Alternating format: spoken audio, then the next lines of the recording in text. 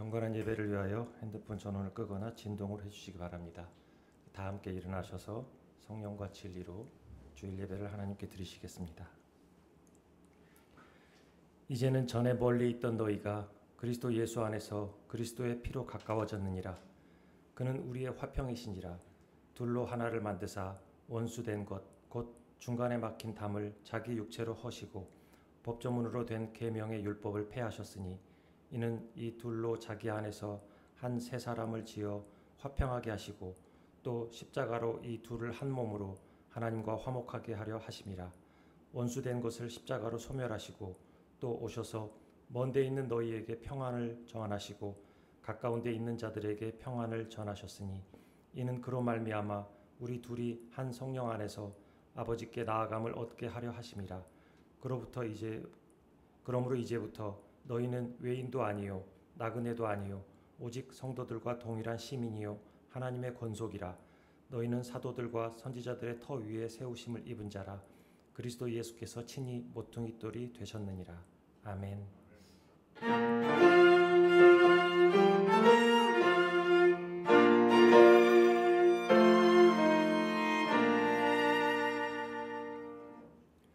사랑과 화평의 하나님, 거류민과 나그네 같은 저희를 부르셔서 자녀 삼아 주시고 저희들의 삶에 동행하여 주심을 감사합니다. 오늘도 예배의 자리로 나와 주님께 찬양을 올릴 수 있는 특권을 주심을 감사합니다. 우리를 한없이 사랑하시는 주님의 은혜를 생각하면 십자가의 도를 따르지 않을 수 없는데 여전히 배회하는 나그네의 습성을 버리지 못하고 있음을 회개합니다. 육체의 정욕과 탐심들을 십자가에 못 박고 오로지 하나님을 사랑하고 이웃을 사랑하기를 소망하오니 그 복된 길에서 벗어나지 않게 인도하여 주옵소서. 전쟁의 소식들이 더 이상 들리지 않게 하시고 정치적, 이념적 갈등의 골이 낮아지게 하시며 곳곳에서 평화와 사랑의 표현들이 넘쳐나게 하시옵소서. 우리의 생각과 다르게 흘러가더라도 모든 일에 하나님의 계획이 있음을 이해하고 하나님께 온전히 의탁하고 기도하오니 긍휼히 여기셔서 하나님의 뜻을 알게 하옵소서. 오늘도 정성껏 드리는 찬양을 기쁘게 받아주시고 하나님의 말씀에 우리의 영혼이 반응하는 귀한 시간이 되게 하옵소서. 여러 가지 이유로 오늘 이 자리에 함께하지 못하는 지체들과도 성령 하나님이 함께하셔서 하나님의 마음을 느낄 수 있게 하옵소서. 예수님의 이름으로 기도드리며 이제는 주님께서 가르쳐주신 기도를 함께 드리오니 하늘에 계신 우리 아버지여, 이름이 거룩히 여김을 받으시오며 나라가 임하시오며 뜻이 하늘에서 이루어진 것 같이 땅에서도 이루어지이다. 오늘 우리에게 일용할 양식을 주시옵고 우리가 우리에게 죄 지은 자를 사하여 준 것 같이 우리 죄를 사하여 주시옵고 우리를 시험에 들게 하지 마시옵고 다만 악에서 구하시옵소서. 나라와 권세와 영광이 아버지께 영원히 있사옵나이다. 아멘.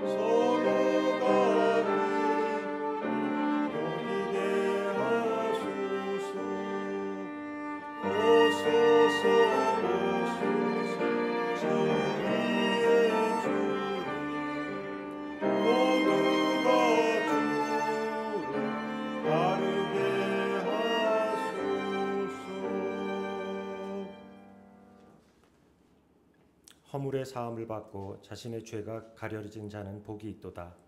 마음에 간사함이 없고 여호와께 정죄를 당하지 아니하는 자는 복이 있도다. 내가 입을 열지 아니할 때에 종일 신음함으로 내 뼈가 쇠하였도다.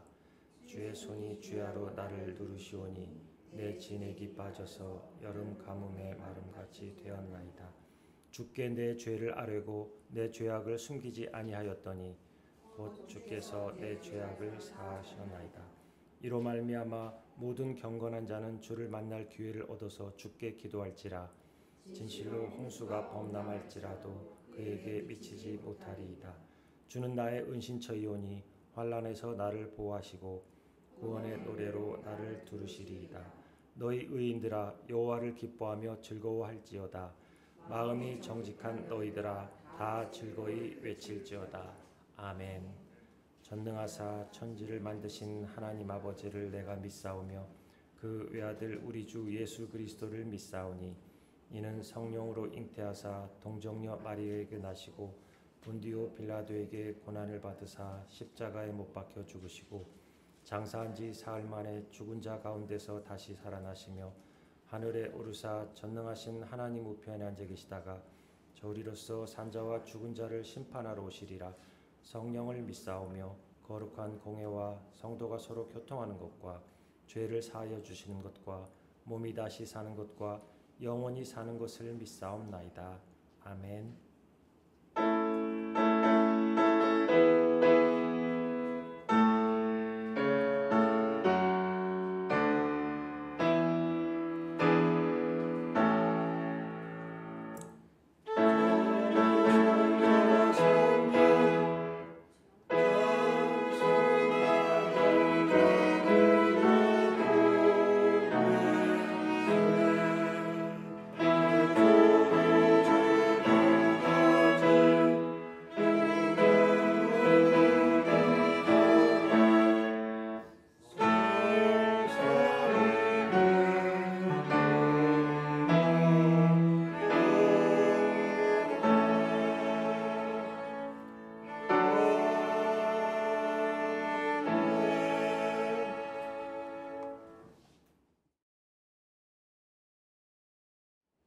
늘 함께 하시는 주님, 2024년도 반이 지나가고 비 오거나 무더운 날씨가 변덕스럽게 바뀌는 이 계절에도 주님은 늘 저희와 함께 계심을 고백합니다.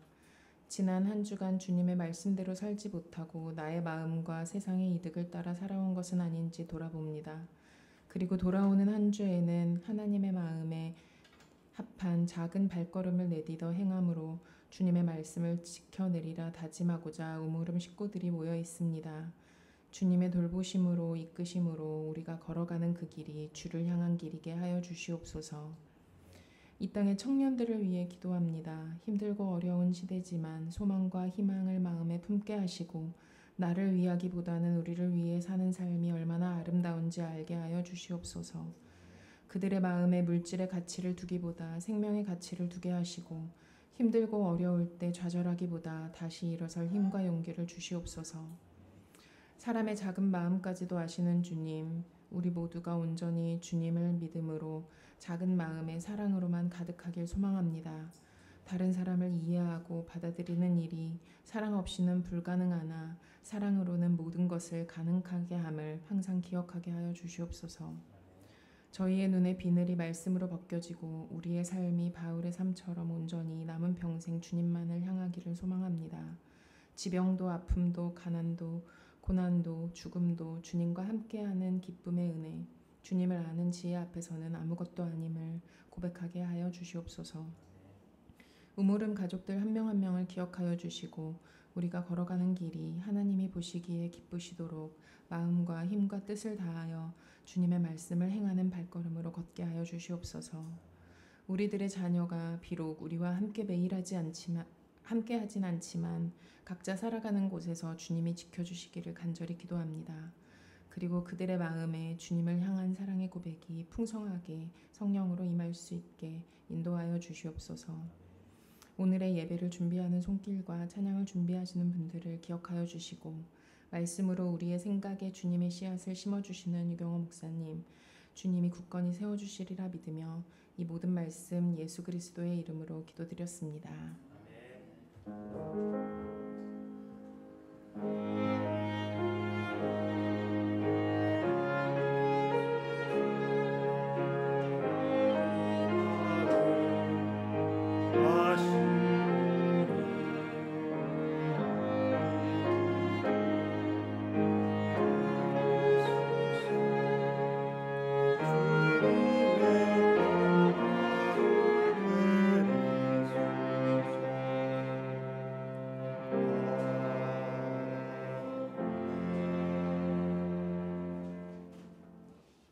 오늘 우리에게 주신 하나님 말씀은 사도행전 9장 26절부터 31절까지입니다. 사도행전 9장 26절부터 31절까지입니다.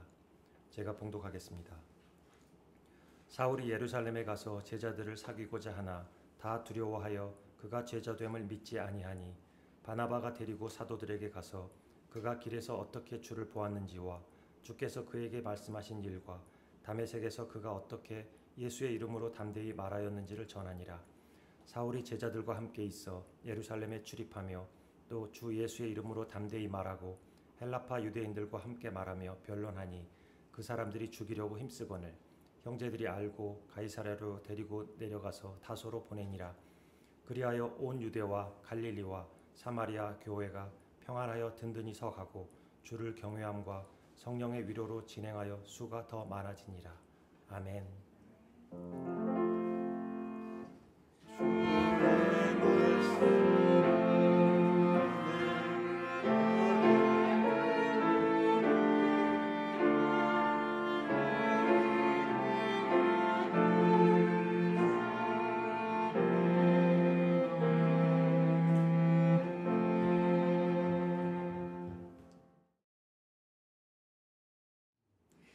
인간과 동물의 가장 큰 차이가 무엇일까요? 이런 질문을 드리면 아마도 기독교인들은 창세기 그 창조 이야기에 기초하여 이렇게 대답할 겁니다.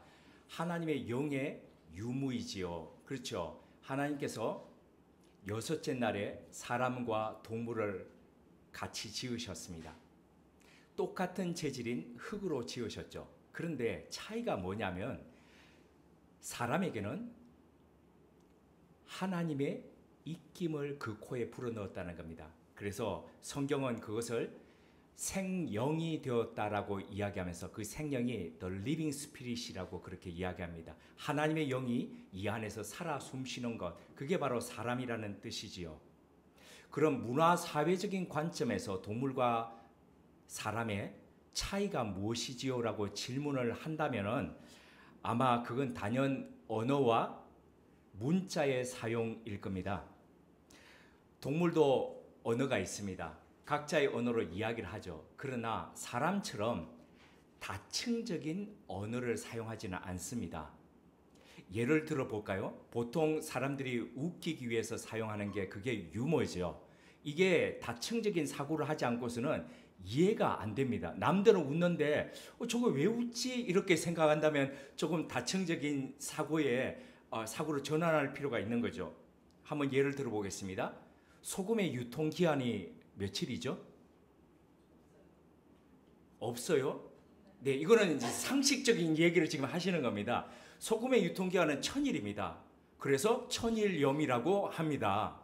자, 다층적이죠? 자, 왼쪽으로 절을 하면 뭐가 되죠? 좌절입니다. 콩 하나를 영어로 이야기하면 원빈입니다. 아, 이제 웃으시는군요. 네, 원빈. 자, 과자가 자기 소개를 합니다. 뭐라고 할까요? 전 과자입니다. 전 과자라고요. 네, 딸기가 직장을 잃었습니다. 이걸 보고 뭐라 그럴까요? 딸기 시럽입니다. 네, 이런 유머가 우리가 조금 이 버퍼링이 있는 것 같습니다. 이런 유머가 어떻게 생겨나고 가능할까요? 그것은 평면적인 사고가 아니라 다층적인 사고를 하면서 전혀 관계가 없는 것을 서로 묶어줄 수 있는 이런 능력이 사람에게 있기 때문입니다. 동물은 그런 걸 못한다는 겁니다. 그래서 이런 능력이 인간으로 하여금 문자를 만들고 문명을 형성토록 하고 그 문명을 뒷세대까지 계속 이어주고, 그래서 동물은 태어나면 어미에게서부터 배우고 우리보다도 훨씬 빨리 걷고 자립하지만, 그러나 밑바닥부터 또 출발하고 하지만 사람은 그 앞전 세대가 만들어 놓은 문명의 토대 위에서 비록 더디지만 늦지만 거기서부터 다시 한 계단 층을 만들고 또 층을 만들고 그렇게 살아간다는 거죠. 인간의 이런 능력이 단순히 문자를 갖고 있기 때문만은 아닐 겁니다. 한글 창제에서도 보듯이 그 전에 우리나라에 문자가 없었습니까? 아니요, 있었습니다. 단 우리 고유의 문자가 아니었을 따름이죠. 그러나 사람은 그게 익숙하고 아니 왜 익숙한 이것을 두고 왜 만들지요?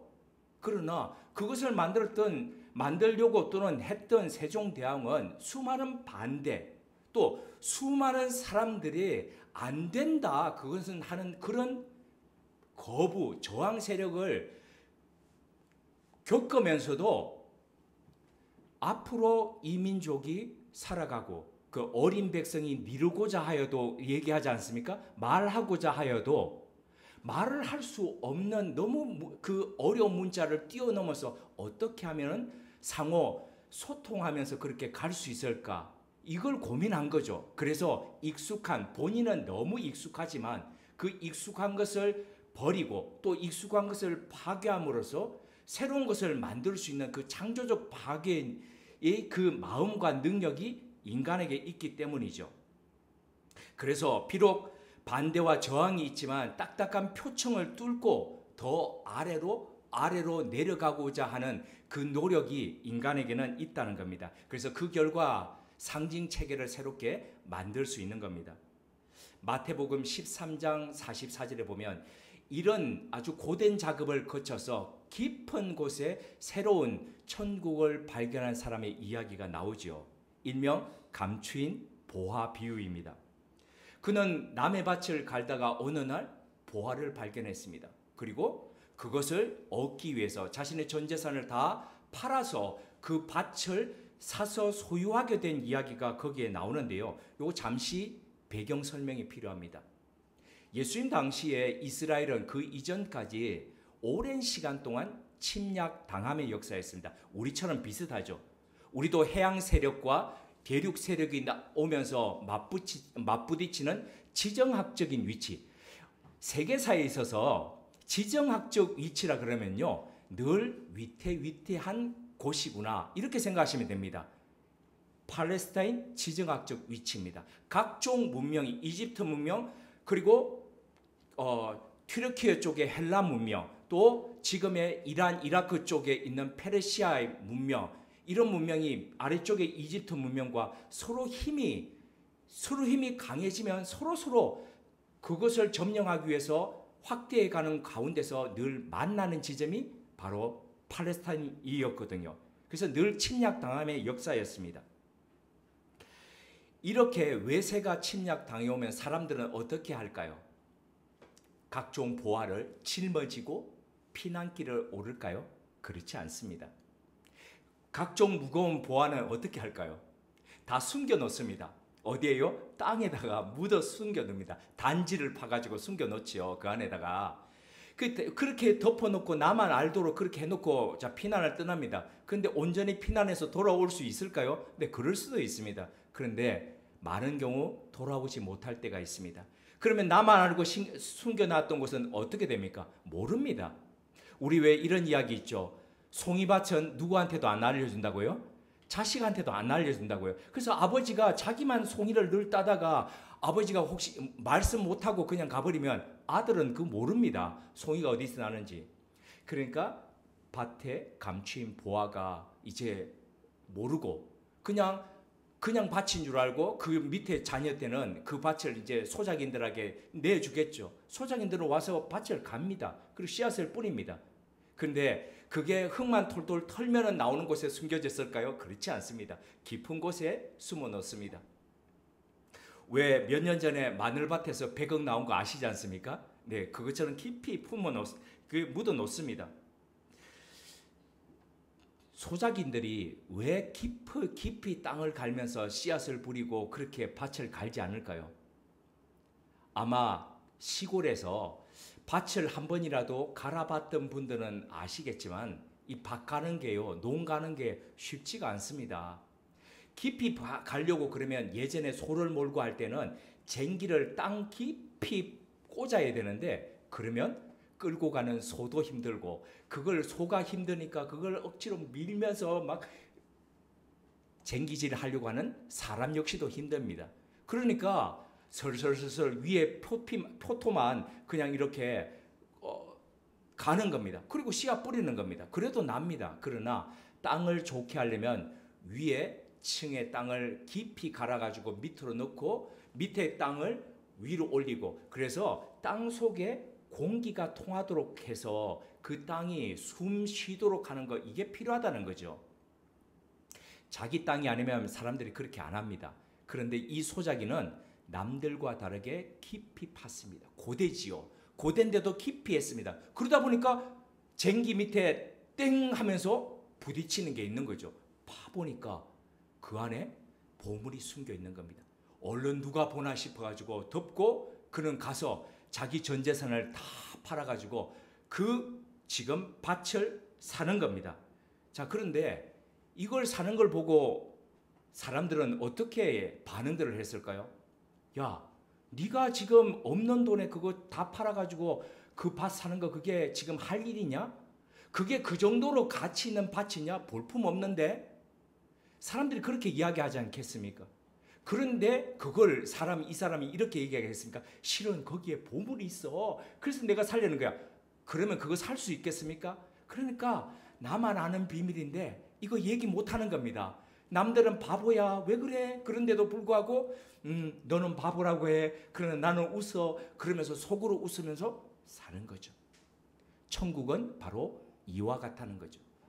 사람들이 결과가 나타나기 전까지, 하나님 나라가 우리한테 짠 하고 보여질 그때까지, 증명될 때까지 사람들은 모른다는 겁니다. 그러니까 네가 왜 매일마다 그렇게 교회 가야 돼? 네가 뭘 그렇다고 그 주님을 그렇게, 하나님을 그렇게 섬겨야 돼? 이해 못한다는 겁니다. 그러나 그 깊은 곳에서부터 하늘의 비밀을 발견한 사람은 우리만 아는 그 기쁨이 있다는 거죠. 이것을 찬송가를 기록했던 85장의 작사자는 4절 가운데서 이렇게 표현했습니다. 예수의 넓은 사랑을 어찌다 말하랴. 주 사랑 받은 사람만 그 사랑 알도다. 그죠? 그 사랑을 받고 나면 그 사랑을 알게 된다는 거죠. 자, 이처럼 기존의 것들이 밑에 파괴되고 새롭게 생을 깊이 파들어가는 이런 삶이 사울에게 나타났습니다. 그게 어디 있습니까? 다마스커스로 가던 길 위에서입니다. 기존에 의심 없이 받아들이고 신뢰했던 것들이 이제 더 이상 신뢰할 수가 없게 되었습니다. 그 길 위에서 만났던 나사렛 예수와 더불어서 서로 상호 충돌합니다. 이 안에서 기존에 있던 것들이 막 부서져 나갑니다. 이런 상황들은 우리가 지난 몇 주 동안 이 사도행전 9장을 나누는 가운데서 함께 살펴보았죠. 근데 사도행전을 기록했던 누가는 이러고 난 뒤에 사도 바울이 바로 예루살렘에 가서 제자들을 만나고 했다라고 그렇게 진술을 하고 있지만, 그러나 이 누가가 미처 하지 못했던 이야기가 있습니다. 그 이야기를 사도 바울은 갈라디아서 1장 13절에서 19절을 통해서 그 사이에 무슨 일이 있었다라는 것을 이렇게 고백했습니다. 내가 이전에 유대교에 있을 때에 행한 일을 너희가 들었거니와 하나님의 교회를 심히 박해하여 멸하고 내가 내 동족 중 여러 연갑자보다 유대교를 지나치게 믿어 내 조상의 전통에 대하여 더욱 열심히 있었으나 그러나 내 어머니의 태로부터 나를 택정하시고 그의 은혜로 나를 부르신 이가 그의 아들을 이방에 전하기 위하여 그를 내 속에 나타내시기를 기뻐하실 때에 내가 곧 혈육과 의논하지 아니하고 또 나보다 먼저 사도된 자들을 만나려고 예루살렘으로 가지 아니하고 아라비아로 갔다가 다시 다메섹으로 돌아가노라. 그 후 3년 만에 내가 게바를 방문하려고 예루살렘에 올라가서 그와 함께 15일을 머무는 동안 주의 형제 야고보 외에 다른 사도들을 보지 못하였노라. 자, 다메섹에서 쫓겨나면서, 성벽에서 쫓겨나면서 9장에 보면 그의 제자들이 줄을 매달아 가지고 내려보내죠. 그렇게 해서 도망쳤습니다. 그리고 어디를 지금 갔다는 겁니까? 예루살렘을 가지 않고 아라비아로 갔다는 겁니다. 그리고 아라비아로 가서 얼마를 머물렀다는 겁니까? 3년을 지금 머물렀다는 겁니다. 그리고 난 뒤에 비로소 다메섹에 와가지고 다시 예루살렘으로 가서 15일 동안 그곳에서 함께 예수님의 예수님의 동생인 야고보와 더불어서 함께 했다는 거죠. 그럼 왜 사울은 아라비아로 가지 않고 사울은 왜 아라비아로 가서 3년이라는 시간 동안 보냈을까요? 다마스커스로 가는 길 가운데서 사울은 충격을 받았습니다. 눈이 멀게 되었다는 것도 굉장히 충격이었는데 그가 기존에 지금 알고 있던 것들이 이게 진리가 아니었다는 이 사실이 너무 큰 충격이었습니다. 배우고 확신했던 것이 더 이상 확신할 수 없는 것에 돼버렸습니다. 엄청난 환란이었습니다. 율법 지식들이 그가 알고 있던 수많은 율법 지식들이 이게 무슨 소용이야 라고 이렇게 된 지금 그런 상황이죠. 이런 상황 가운데서 사울은 그가 알고 있던 것과 새롭게 만난 예수 그리스도가 이게 함께 융합되는 이 과정이 그리고 그 장소가 필요했던 겁니다. 정리할 시간, 공간이 필요했다는 거죠. 그냥 표층적인 생각이 아니라 심층적인, 다층적인 이 사고를 통해 가지고 그가 알고 있던 것을 새롭게 할 필요가 있었다는 거죠. 그래서 유대교의 딱딱했던 그 껍질을 뚫고 들어가서 땅속으로 깊이 10년 속으로 들어갈 수 있는 다층적인 생각을 할 수 있는 시간과 공간이 필요한데 그게 아라비아였다는 겁니다. 그렇다면 수많은 장소가 있는데 왜 굳이 아라비아로 갔느냐 이겁니다. 사도 바울이 쓴 갈라디아서 4장 25절에 보면은 아라비아가 우리가 지금 생각하는 아라비아만이 아니라 시나이 반도까지도 아라비아라고 불렀다는 것을 알 수 있습니다. 그래서 사도 바울은 이 갈라디아서에서 뭐라고 이야기했냐면 아라비아에 있는 시내산이라고 표현을 그렇게 하고 있습니다. 그렇다면 왜 시내산으로 가려고 그랬을까요? 시내산이라는 게 유대인에게 있어서 어떤 의미였을까요? 율법이 시작된 곳입니다. 하나님이 그들 백성에게 주셨던 하나님의 말씀과 계명이 처음 출발했던 발원지가 바로 시내산이고 아라비아였다는 겁니다. 그래서 이 사울은 율법의 발원지를 찾아가서 자신이 배우고 알고 있던 그 율법의 더 깊은 심년 속으로 들어갔다는 겁니다. 마치 모세가 하나님의 율법을 받기 위해서 시내산에서 40일 주야로 금식하면서 하나님 앞에 엎드려 있었듯이 그는 하나님 앞에서 청년 사울도 엎드려 있었다는 겁니다. 생각하고 아마 또 생각했을 겁니다. 얕고 단편적인 1차적 생각이 아니라 자신의 존재의 심년을 건드리는 터치하는 바로 그런 생각이었을 겁니다. 그래서 그 결과 수많은 순례객들이 유태인이면 얼마나 그 시내산을 순례했겠습니까? 수많은 사람들이 그곳을 순례했음에도 불구하고 발견하지 못했던 구약의 오래된 그 약속이 단지 오래된 약속으로 존재하는 것이 아니라 새롭게 나타나신 신약의 예수 그리스도와 연결된다는 것을 그래서 모형론적이다.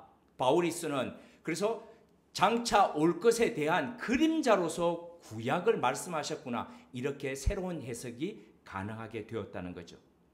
그래서 길이요 진리요 생명이신 바로 그 주님이 보니까 다시 자기가 알고 있던 구약 성경을 펼쳐보니까 곳곳에 예수 그리스도의 형상이 그림자가 거기에 드리워져 있더라는 겁니다. 그래서 그는 비로소 예수 그리스도의 새로운 옷을 입고 새로운 존재로 그 아라비아에서 일어서게 되었다는 겁니다. 그런데 자 이렇게 3년을 마치고 벅찬 감동과 희열을 가지고 예루살렘으로 내달려 갔습니다. 그런데 그런 사울을 기다리는 것은 냉대와 의심이었습니다. 예수님을 믿는 사람들은 여전히 그 3년에 자신은 그런 시간을 가졌는데도 여전히 의심합니다. 저거 이상하지 않아? 혹시 첩자? 그런데 헬라파 유대인들은 그를 향해서 냉대합니다. 그리고 오히려 죽이려고 합니다. 이럴 때에 그에게 손을 내밀어 준 유일한 사람이 있었습니다. 그가 바로 위로의 사람이라고 하는 바나바입니다. 이 바나바에 대해서는 사도행전 11장이 되면 아주 주요한 사건이 사울과 관련해서 일어납니다. 그때에 자세히 다루기로 하겠습니다. 자, 믿는 형제들로부터는 의심을 받고 헬라파 유대인으로부터는 살해 위협을 받게 되자 믿음의 형제들은 이 사울을 고향인 다소로 보내기로 결정을 합니다. 다소는 튀르키예 지역의 오늘날의 타르소스, 그러니까 다소라고 여전히 불리고 있는 곳입니다. 사도행전 9장 30절은 이 사건을 이렇게 표현했죠. 형제들이 알고 가이사랴로 데리고 내려가서 다소로 보내니라. 간단하게 지금 기술하고 있습니다. 하지만 다소로 보내진 사울은 이후에 무려 10년 동안이나 다소에서 칩거해야만 했습니다.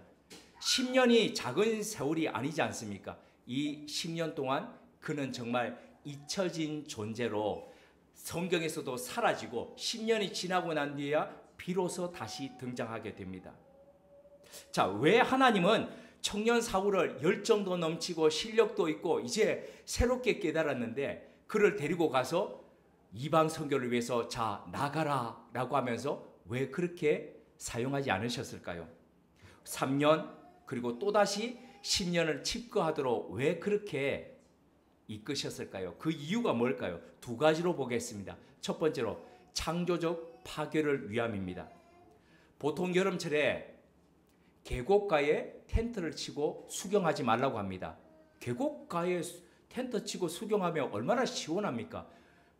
계곡물에 발 담그고 수박 둥둥 띄워 넣었다가 자두 그냥 씻어서 바로 씻어서 먹으면서 얼마나 좋습니까? 그런데 왜 계곡가에 수경을 하지 말라고 할까요? 비가 오면 계곡물은요 점점 불어나지 않습니다. 계곡물이 비가 갑자기 쏟아지면 폭우가 쏟아지면 계곡물은요 계단식으로 내려옵니다. 물이 계단으로 오는 게 보일 정도입니다. 그렇게 한꺼번에 쏟아져 내립니다. 자, 이런 계곡물들이 바로 그냥 아랫마을로 내려오면 어떤 일이 일어날까요? 마을 휩쓸고 가버립니다. 근데 보통 계곡에 가면 커다란 바위들이 중간중간에 계속 있죠. 이 물들이 내려오면서 바위하고 부딪힙니다. 부딪혀도 못 지나가니까 돌아갑니다. 돌아가고 또 굽어져 갑니다. 이런 과정을 거치면서 그 높은 산 위에서부터 세게 달려 내려오던 계곡물은 아래쪽에 내려오면 잔잔하게 흘러가게 됩니다. 그래서 더 이상 사람을 해치는 물이 아니라 흘러가면서 강으로 흘러가고 바다로 흘러가기까지 양 강둑을 다 적시면서 동식물을 키워내고 사람을 살리면서 가는 생명의 물이 됩니다. 사람 마찬가지입니다. 열정을 가진 사람 좋지요. 그런데 열정을 가진 사람 우리 보통 열정 패션이라고 할 때에 뜨거운 열정이지 않습니까? 근데 그 열정에 또 다른 패션에 고통이라는 뜻이 있지 않습니까? 물론 다른 의미이기도 하지만 이 고통이 자기 안에서의 고통이지만 수많은 사람들을 아프게 합니다.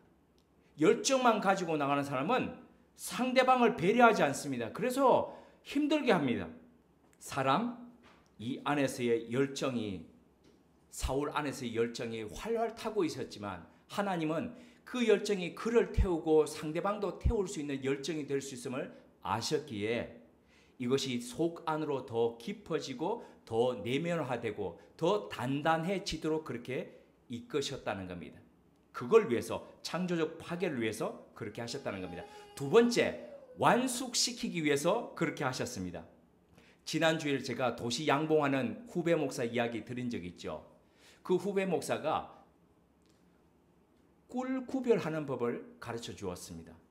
꿀 구별하는 거 저도 조금은 알고 있었지만 이렇게 명확하게 들었던 건 처음인데요. 이제는 잘 구별할 수 있을 것 같습니다. 보통 우리나라에 싼 꿀 찾는데 싼 꿀은 어떤 꿀일까요? 일명 설탕꿀이라고 이야기하죠. 근데 이 설탕꿀이라 그러면 양봉업자들 화냅니다. 왜요? 설탕물을 먹여가지고 이 꿀들이 먹여가지고 소화해서 뱉어내가지고 꿀 만들었으니까 꿀이지 않느냐 라고 얘기하는데, 이 꿀을 고상한 말로 그들은 사양꿀이라고 그렇게 이야기를 합니다. 그런데 그런 사양꿀이 있으면 무슨 꿀이 있을까요? 천연꿀이 있겠죠. 천연꿀이 있는데 요 천연꿀이 진짜 꿀입니다. 천연꿀은 어떻게 만드느냐? 벌들이 가서 꽃마다 다니면서 단물들을 빨아들입니다. 그리고 자기 안에 이 효소와 입안에 있는 침과 더불어서 가서 자기 집에다가, 벌집에다가 이제 이렇게 뱉어 놓죠. 이게 이제 응고가 되면서 꿀이 되는 거거든요. 이게 꿀이거든요. 자, 그런데 요게 천연꿀인데 좋은 꿀일까요? 아닐까요? 좋은 꿀입니다. 근데 좋은 꿀인데 이게 한 과정을 더 거칩니다. 어떤 과정이냐면은, 벌 안에 벌이 가져와서 벌침과 더불어서 꽃에 있던 물들을 가지고 오다 보니까 수분 함량이 높겠죠. 수분 함량이 높으면 이 여름철에 어떤 현상이 일어날까요? 안에 곰팡이가 피거나 아니면 미생물이 증식을 하게 됩니다. 그러면 못 먹게 되지 않습니까? 그래서 양보업자들은 그걸 가지고 수분 함량을 20% 아래로 낮추기 위해서 벌들이 꿀을 모으면 바로 꿀을 채집해 가지고 50도씨 이하에서 끓입니다. 그러면 이게 안에서 수분들이 올라가기 시작합니다. 날아가기 시작합니다. 그래서 꿀이 굳지도 않고 균일하게 이렇게 됩니다. 그런데 그 과정 속에서 로스가 있습니다. 각종 미네랄과 좋은 성분들이 이제 파괴되는 그런 것들이 있습니다. 이렇게 하는데 이게 천연 꿀입니다. 그런데 이게 좋은 꿀인데 더 좋은 꿀이 있답니다. 더 좋은 꿀이 뭐냐? 그 더 좋은 꿀이 천연 숙성꿀, 다른 말로 천연 완숙꿀이라고 한답니다. 그거 어떻게 만드느냐 했더니 이렇게 만든답니다. 인위적으로 채취를 하지 않습니다. 내버려 둡니다. 근데 보면 벌집을 이렇게 보면요, 벌들이 안으로 막 날개짓 하는 게 보입니다. 그게 수분을 날리기 위해서 벌들이 안에서 날개짓을 하는 거거든요. 그 벌통 안에서 대류 현상들이 일어납니다. 그러면서 수증기가 수분들이 날아가기 시작합니다. 그래서 그 안에서 수분이 날아가면서 자연스럽게 숙성되는 것, 이게 바로 천연 완숙꿀, 천연 숙성꿀이라고 한답니다. 요런 꿀이 진짜 좋은 꿀이라고 이야기를 한답니다. 자, 청년 사울 이야기로 다시 돌아가겠습니다. 우리가 보기에 에너지 넘칩니다. 열정으로 활활 탑니다. 이런 청년 사용하면 일도 잘하고 밤새워가지고 정말 사람들 살리면서 잘할 것 같습니다. 효과적일 것 같습니다. 그러나 하나님 보실 때에 옛것과 새것이 그 안에서 조합되면서 날아가야 될 수분이 날아가면서 곰팡이가 끼지 않도록, 미생물이 살지 않도록 날아갈 거 날아가면서 그 안에서 완숙되고 숙성되도록 사람 안에서 하나님은 그런 시간들이 필요했다는 겁니다. 그래서 아라비아에 3년을 홀로 두게 하셨고, 그리고 다소에 가서 잊혀진 사람으로 10년 동안 칩가도록 그렇게 두셨다는 겁니다. 그 안에서 독소가 빠지면서 익어가면서 농익은 사람으로, 농익은 그리스도인으로, 그래서 예수 그리스도의 종으로서 둘로서로서 그렇게 새롭게 태어나게 되었다는 겁니다. 만약에 청년 사울에게 아라비아가 없었고 청년 사울에게 다소가 없었다면 아마 오늘날 우리가 알고 있는 사도 바울은 존재치 않았을 겁니다. 그리고 우리가 지금 믿고 읽고 따르고 있는 신약 성경은 2분의 1이나 줄어든 상태로 그렇게 우리가 읽고 있을 겁니다. 청년 사울을 아라비아로 또다시 다소로 칩거하도록 하셨던 주님은 오늘도 주님을 따르는 사람들을 그렇게 훈련시키고 계십니다. 홀로 외로움 속에서 자신이 쌓아온 이전 것들을 허물므로써, 아니 허물 수밖에 없도록 하심으로써 새롭게 창조하시고, 잊혀진 존재처럼 미미한 모습으로 한쪽에서 그냥 그렇게 외롭게 고독 속에서 있으면서 더 하나님 안에서 더 깊이 존재 깊숙이 들어가고 또 들어가도록 하나님은 그렇게 하신다는 겁니다. 자, 하나님께서 하나님의 사람들을 이런 방식으로 이끌고 훈련해 오셨다면 오늘 우리 교회와 또 우리들의 삶 가운데서도 그렇게 하신다면 이런 계절 앞에 섰을 때 우리는 하나님 앞에 어떻게 반응하고 어떻게 응답해야 할까요? 함께 기도드리겠습니다. 하나님, 우리 삶이 홀로 밀려날 때에 아무도 나를 기억하지 않고 잊혀간다고 생각될 때에 내 삶이 무슨 의미가 있는지 회의가 될 때에 바로 그때가 우리 삶의 아라비아이고 다소임을 기억하게 하옵소서. 하나님께서는 청년 사울의 삶을 인도하셨던 것처럼 오늘도 우리를 같은 방식으로 이끌고 계심을 압니다. 그러기에 아라비아를 만날 때에 다소에 거할 때에 바로 그때가 하나님께서 우리 존재 안으로 더 깊이 들어오시는 때임을 기억하게 하옵소서. 옛것이 새것과 연결됨으로써 새로운 의미로 재해석되는 과정임을 잊지 않게 하옵소서. 이것을 우리가 믿음으로 이해하고 받아들이기에 오늘 우리가 누구를 바라보고 무엇을 생각하며 어떻게 준비해 가야 할지를 생각하며 걸음 내딛게 하옵소서. 그리하여 언젠가 시간이 되었을 때에 오늘의 우리의 삶이 만들어낸 생각과 삶의 편린들과 부산물들이 아름다운 복음의 연결고리로 사용되는 것을 목도하게 하옵소서. 예수님의 이름으로 기도드립니다. 아멘.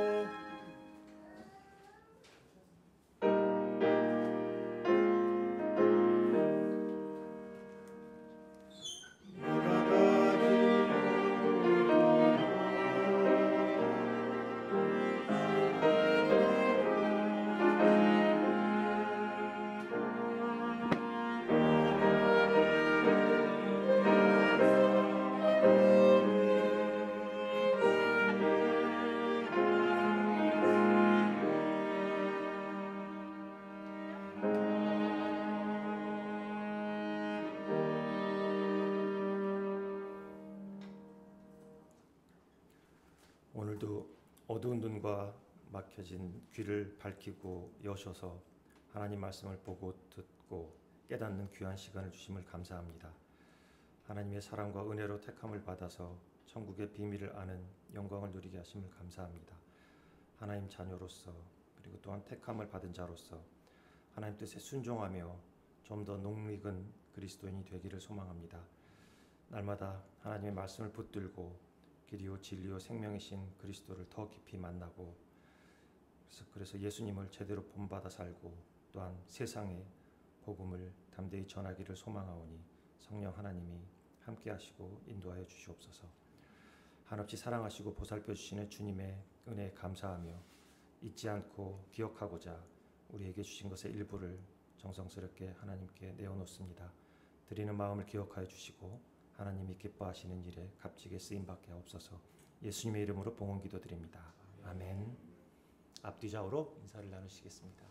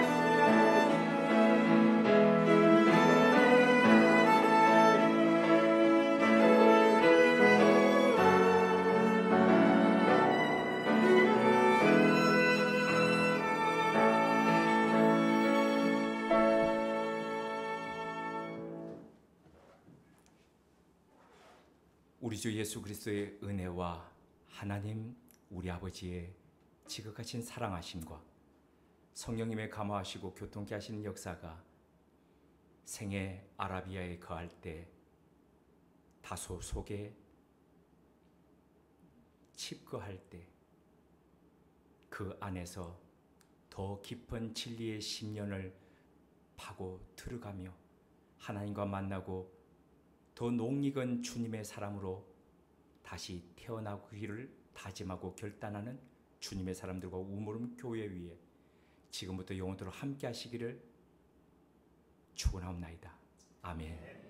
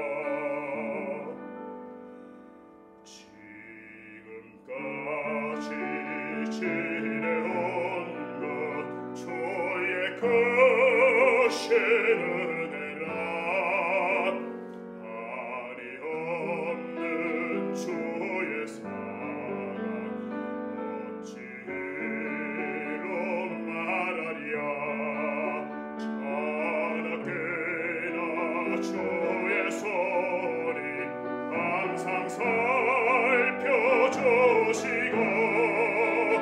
모든 이를 주 안에서 형통하게 하시